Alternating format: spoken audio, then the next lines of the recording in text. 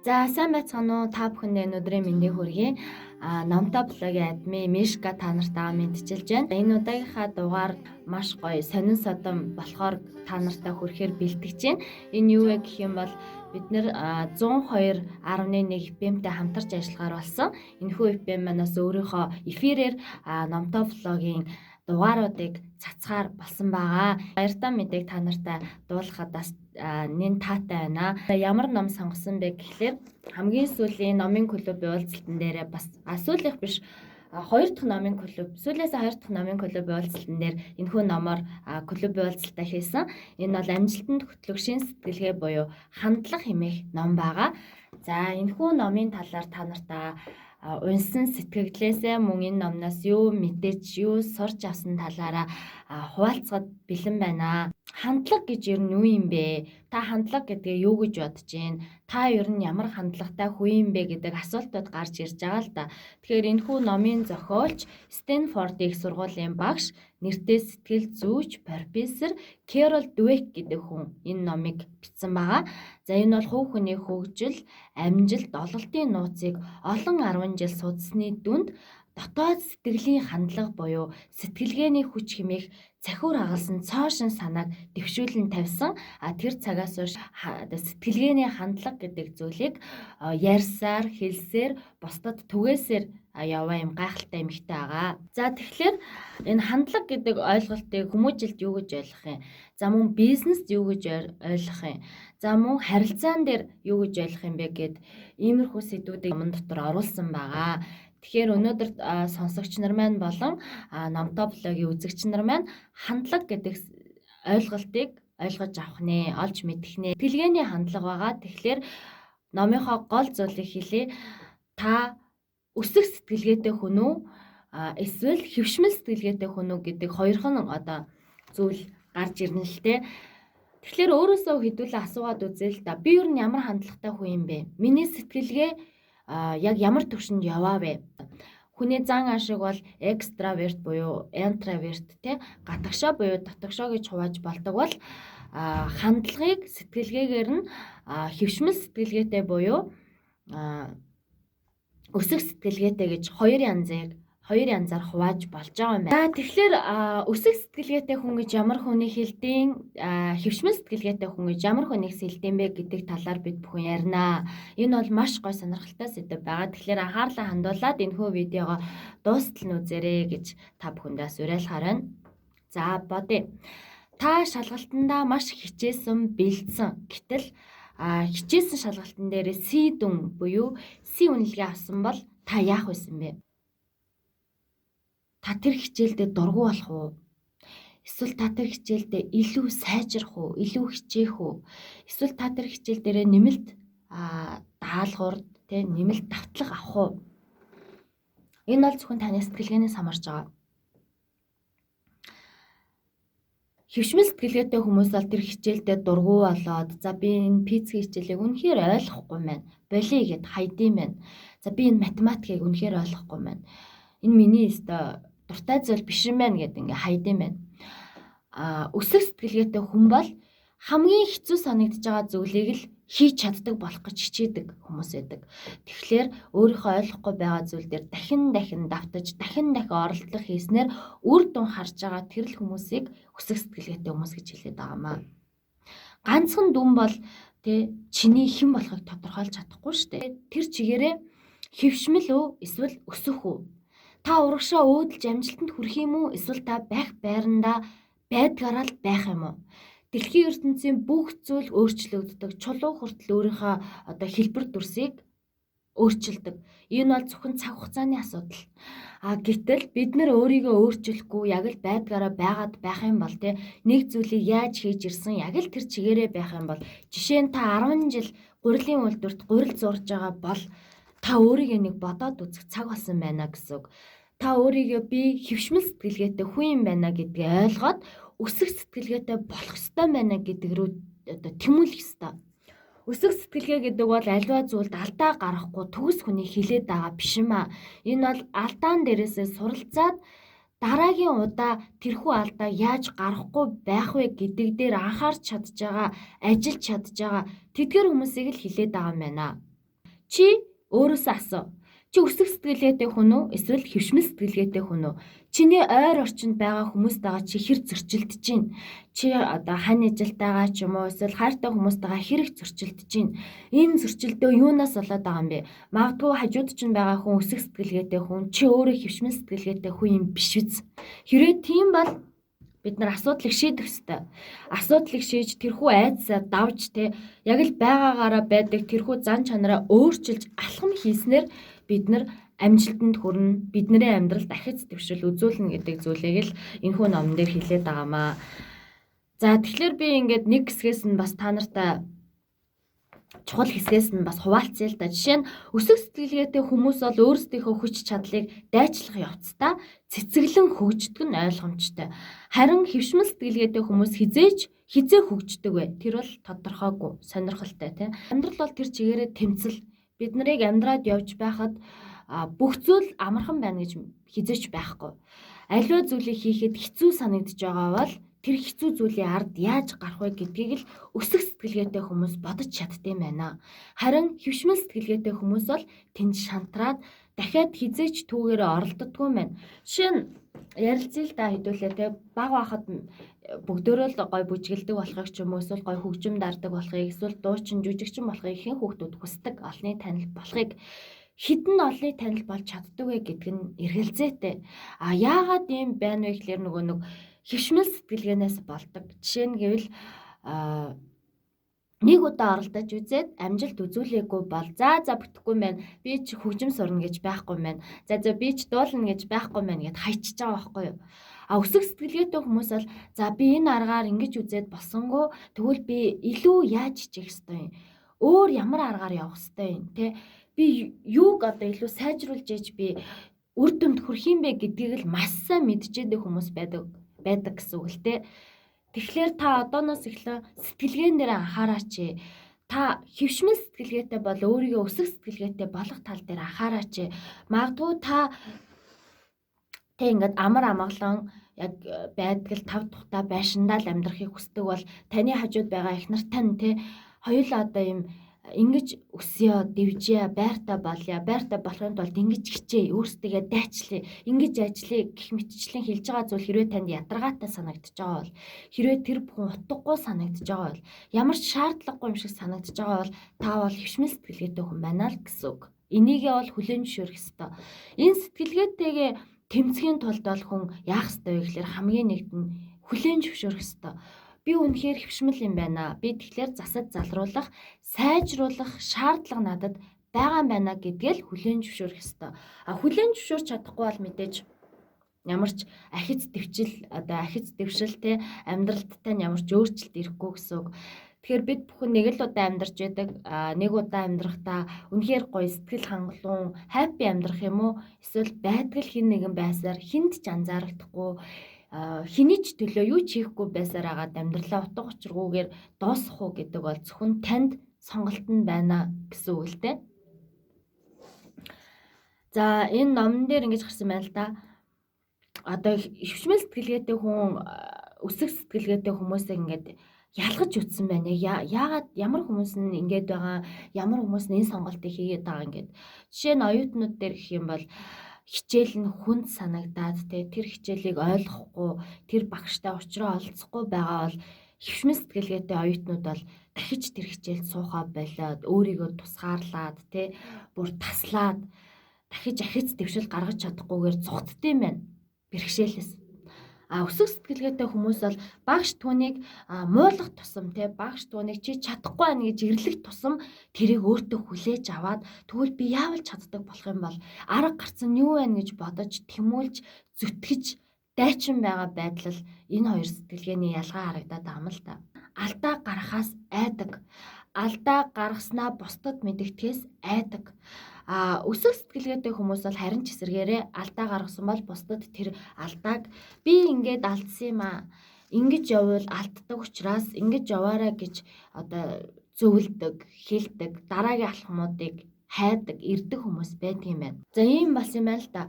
Дунд сургуулийн сурагчдаас ахуулаад залуус хүртэл бүлгийн хүмүүсээс ямар нөхцөл байдалд та өөрийгөө ухаантай гэж мэдэрдэг вэ гэж асуусан байна л да. Хариултын ялгаа нь үнэхээр одоо цочирдуулмаар байсан.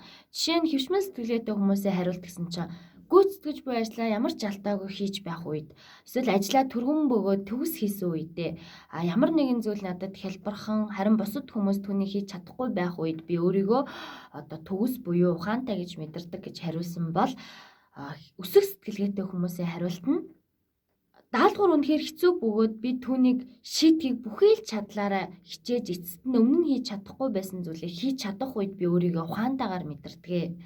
Би ямар нэгэн зүйл дээр удаан ажилласны дараа гинэт миний тархин дотор түүний шийдэл тодорч эхлэх үед би өөрийгөө ухаантайгаар мэдэрдэг гэж хэлсэн байгаа юм л та. Тэгэхээр өсөх сэтгэлгээтэй хүмүүс бол нэг зүйлийг хийж чадаагүйдээ огтхонч готорж гундаггүй, тэрийг олон удаа давтаж хийснээр сайжирна гэдгийг маш сайн мэддэг хүмүүс.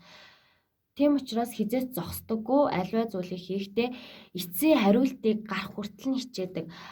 Мөн хэвшмэл сэтгэлгээтэй хүмүүс бол бодлого бодохдоо амархнаас нь эхэлж боддог бол өсөх сэтгэлгээтэй хүмүүс хариу гаргахад хамгийн хэцүү бодлогыг барьж аваад тэрэн дээрээ ажиллаад хичээгээд цаг хугацаагаа өрн барин хичээж байгаа төгсгөлийнх нь хариу гаргаж явах үедээ л өөрөө бахархтай байна л да. Тэгэхээр бид нараас хүүхдүүдтэй ингэж зөвлөх хэрэгтэй мэлээ. Жишээ нь одоо хүүхдүүд ингээд өөрөө ингээд муурч юм уу амтан хараад ингээд зурж чадах байх гэж өөрийгөө бодоод зурж л те. Гэтэл мэдээж жоох хүүхд бол шууд ингээд тэр харж байгаа зүйлээ төгс төгөлдөр зурж чадахгүй. Тэгээ ээж ааваа би ингээд зурж чадахгүй байна. Гой болсонгүй гэдгээ хэлнэ. Тэр үед нь юу гэж хэлэх ёстой вэ гэхээр миний охин, миний хөө олон удаа давтаж хийснээр чиний хийж байгаа зүйл сайжирнаа. Тийм учраас дахин зураад хичээгээд байх юм бол чи илүү гой зурдаг болно гэдгийг л ойлгох хэрэгтэй мэл. Хичээл зүтгэл. Байглаасаа ухаантай, мэдлэгтэй, мундаг төгс төрөх биш. Энэ бол чухал биш. Харин өөртөө байхгүй зүйлийг хичээл зүтгэл хүч хөдөлмөрийнхаа одоо үр дүнд өөртөө суулгаж ийн гэдэг бол энэ бол чадвар, энэ бол таны өсөх сэтгэлгээг харуулж байгаа нэг хэлбэр. За мөн одоо бид нар ингээд олонний танил хүмүүсийг цаанаасаа л тэр зүйлийг асрах чаддаг авьяастай бурхан төнд өгсөн авьяас бэлэгтэй гэж ихэвчлэн хардаг. Ээж аав нар хүүхдтэй хэлэхдээ чи бол онцгой хүүхэдтэй, чи бол бусдаас ухаантай. Тийм болохоор чи энийг хийж чадах ёстой гэж хэлдэг юм байна л та. Гэтэл тэндээс хүүхэд бол юу боддог вэ гэхээр би бол бусдаас өөрмөө ухаантай гэд өөрийгөө бодчихлээрээ алдаа гаргахаас одоо айд юм байна л та. Ээж аавдаа тэрийг чадаагүй гэж хэлэхээсээ айдаг. Чадаагүй гэд хэлчих юм бол өөрийг нь ухаантай биш гэд бодчихно те. Төгс төгөлдөр гэд бодохоо болчихно гэж бодоод яг нэг болж байгаа юм хэлж чадхаа болоод ингээ би бусдаас ухаантай гэд ингээд хийсвэр сэтгэлгээгээр сэтгэдэг байт юм байна. Өсөх сэтгэлгээтэй ээж аав нар бол хүүхдүүдэд юу гэж хэлдэг вэ гэхээр миний хүү те хичээх юм бол олон дахин давтах юм бол аливаа зүйлийг хийж байгаа зүйлээ олон дахин давтах юм бол тэр бол амжилтанд хүрдэгэ гэдгийг л ойлгуулж өгд юм байна. Та энийг л хүүхдэд ойлгуулж өгөх ёстой. Хэрвээ та хүүхдэд хайртай бол зүгээр л чи чаднаа, чи мундгаа, чи бол ухаантай, чи бол бусдаас өвөрмөц хүүхдээ гэж хоос амлахынхаа оронд тэр хүүхд чинь мэдээж амьдралдаа алдаа гарах үедээ би үнэхээр төгс биш юм байна гэдгээ мэдрэх үедээ бүр илүү уналтанд, бүр илүү цохилтонд орох байхгүй юу? Тэрний оронд хүн алдаж болдог, хүн эндэж болдог те, хүн алдаа дутагдал гаргана гэдэг бол тийм амар зүйл биш. Харин алдаагаа засаж чаддаг байх нь чухал. Тэр алдаан дээрээ ажиллаад алдааг байхгүй болгож чадаад амжилт болгож чаддаг байх нь энэ бол хамгийн чухал зүйл юм а гэдгийг л бид нар ойлгох хэрэгтэй байлээ л дээ. Тэгээд олонний танил хүмүүсийг бид нар бол бурхан тэднэрт бэлэг өгсөн тий маш гоё дуулах авьяастай одоо маш сайн сакс тоглодог, хөл бөмбөг тоглодог гэж боддог. Гэтэл тэдгээр хүмүүс бол бас л 99% хөдөлмөр 1% авьяастай хүмүүс байдаг бахан. Майкл Jordan хэлсэн байна л та ингээд намайг хүмүүс ингээд амар төгс юм шиг ойлгоод тэ бүр амар төгс юм шиг хүлээж аваад байгааг би үнэхээр гайхдаг. Би зүгээр л бусдын яг л бусад хүмүүстэй яг адилхан хүн. Зүгээр л би одоо өөрийнхөө дуртай зүйлдээ илүү хичээсэн болохоос биш би тэнгэрээс ингээд өөр газраас төрсөн, өөр газраас гарч ирсэн. Миний цусаар өөр зүйл эргэлдэж байгаа тийм төгс тийм хүн бишээ. Би тийм байхгүй хүн бол бишээ. Тэгэхээр хүмүүс намайг ингээд байхгүй юм шиг те төгс юм шиг ингэж хардагт би маш их эргэлздэг, би маш гайхдаг. Хүн болгонд ийм боломж байгаа. Та зүгээр л илүү хичээх ёстой. Та хөвшмөл байгаад байгаа тэр айдсаа алдаагаа хүлээн зөвшөөрч чадахгүй, тэрийгэ даван туулж чадахгүй байгаа тэр сэтгэлгээгээ болол өсөх сэтгэлгээтэй болоод өсөх сэтгэлгээтэй хүмүүстэй хамт байгаад тэдгээр хүмүүсийг ойлгоод өөрийнхөө одоо аливаа зүйлийг сурах хичээх тэр хандлагаа л өөрчилж юм бол таны амьдрал бүхэлдээ өөрчлөгдөх боломжтой. Та бүхэлдээ амжилттай болох боломжтой байгаа байхгүй юу? Та яг одоо өөрийгөө би юу яаж амьдраад байна тий? Миний амьдрал юу юм бэ? Би хаана юу хийгээд яваад байгаа юм бэ? Энэ хугацааг одоо юу хийгээд өнгөрүүлж вэ ч гэдэг юм уу? Эргэлзэж байгаа тохиолдол танд байгаа бол та хандлагаа анхаараарай. Та сэтгэлгээн дээрээ анализ өгөөрэй. Таны сэтгэлгээ ямар түвшинд явж байгааг та өөрөө ямар сэтгэлгээтэй хүн гэдгээ өөрийгөө сонсоод тэрхүү сэтгэлгээн дээрээ ажиллаарай. Тэгэхээр тэр дүнг өөрчлөөд өөрийнхөө хүссэн дүнг авахын тулд та сэтгэлгээнийхээ хандлагыг л өөрчлөх хэрэгтэй болж байна гэсэн үг байхгүй юу? За хөвшмөл сэтгэлгээтэй хүмүүс бол өөрийгөө нөгөө айгүй мандаг гэж боддог, өөр хэний ч үгийг сонсдоггүй, өөрийнхөө үзэл бодолд итгэдэг, өөр хүмүүсээс өөрийгөө доор гэж бодохоос одоо бодож чаддаггүй тийм хүмүүс байд юм байна. Өсөх сэтгэлгээтэй хүмүүс бол үргэлж суралцагч байд юм байна. Ямар нэгэн зүйлд би төгс биш. Би бол тэ одоо хамгийн мундаг нь биш. Надаас илүү мундаг хүмүүс маш олон байгаа учраас би суралцах ёстой, хичээх ёстой, илүү сайжрах ёстой гэж бодож ингэж хичээл зүтгэл гаргаж чаддаг хүмүүс байдаг юм байна л да. За тэгээ энэхүү номон дээр бол өсөх сэтгэлгээтэй хүн хөвшмөл сэтгэлгээтэй хүн хоёрыг янз бүрийн жишээн дээр дурдж гаргасан. Жишээ нь олонний танил хүмүүс, цаанаасаа одоо бурхнаасаа өгсөн гоё авьяас чадвартай хүмүүс дээр яаж илэрдэг юм бэ энэ хандлагууд. Энэ нь одоо яг энэ хоёр сэтгэлгээгээр хувааж байгаа зөв үү буруу юу гэдэг маш олон кейс буюу тохиолдлууд дээр жишээ гаргаж бичсэн нь бол маш сонирхолтой санагдсан. Тэгэх тусмаа ингээ олон өнцгөөс унших тусмаа хүн тэрийг илүү гүн гүнзгий ойлгож илүү ингэж өөртөө хүлээж авт юм байлээ. Өсөх сэтгэлгээтэй хүмүүс бол ингэж бодд юм байна л да. Суутнууд хүртэл нүр их хөдөлмөрөөрөө амжилтанд хүрдэг юм аа. Хэрв чамд авьяас заягдсан юм бол энд чинь баатарлаг зүйл юу байгаа юм бэ те? Тэд авьяас бэлгийг үнэлдэгч хүчин чармаалтыг бол бүр биширдэг. Чи ямар авьяастай байх нь тийм ч чухал биш, харин хичээл зүтгэлэл чадварыг дөрвөлзүүлж ололт амжилт болгон хувиргадаг гэж өсөх сэтгэлгээтэй хүмүүс үздэг.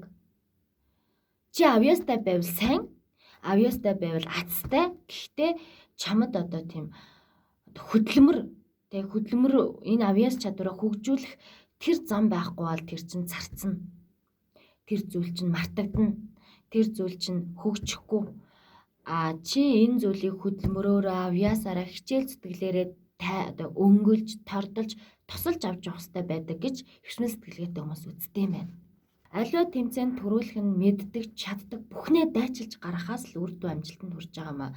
Тэрнээс өөрийнхөө суу бэлэг, авьяас чадвар тэнгэрээс ирсэн аз юу байдیں۔ Тэр бүхэндээ найдна гэдэг бол хөвшмөл сэтгэлгээтэй хүмүүсийн л сонголт юм байна л да. Өсөх сэтгэлгээтэй хүмүүс бол хичээл зүтгэл гаргаснаар өөртөө байгаа бүх нөөц болцоог дайчилж гаргаж чадсанараа тэрхүү тэмцээнд амжилт үзүүлж чаддаг гэдгийг мэддэг хүмүүс байдаг. Та сэтгэлгээгээ өөрчлөн гэдэг бол таныг амьдралаараа таныг бүр үнцээр нь өөрчлөн гэсэн үг юм аа. Тэгэхээр та үнэхээр одоо амьдарч байгаа амьдралдаа сэтгэл хангалуун бус байгаа бол өөрийнхөө сэтгэлгээг л өөрчлөө гэдэг зөвлөгөөг л эцэст нь өгсөн байгаа юм л да. Тэгэхээр өсөх сэтгэлгээтэй болсноор миний амьдрал өөрчлөгдөж илүү баялаг, илүү сонирхолтой болсон. Би түүний ачаар илүү эрч хүчтэй, илүү зоригтой, илүү нээлттэй болсныгаа бас мэдэж авсан. Та бол өөрийнхөө амьдралыг өөрчлөхийг хүсэж байгаа бол сэтгэлгээгээ хамгийн түрүүнд өөрчлөх ёстой байна.